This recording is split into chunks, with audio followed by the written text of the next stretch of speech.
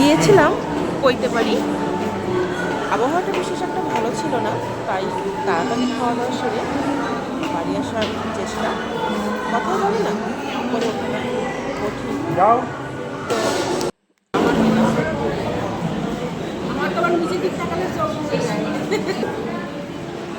সবাই বসে আছি খাওয়া দাওয়ার অপেক্ষায়, কারোর সামনে এখনো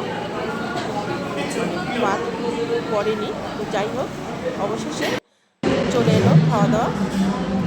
সাদা ভাত, তারপরে স্যালাড, নান, মাছ, ইতিমধ্যে পোলাও, মটন কষা চলে এসেছে। ভাই কারোর সাথে খাওয়া দাওয়া তাহলে ভুল হয়ে যাবে। মটন ভীষণ ভালো হয়েছিল। এটাই ছিল আজকের ভিডিও। লাইক করো, সবাই ভালো থেকো, টাটা।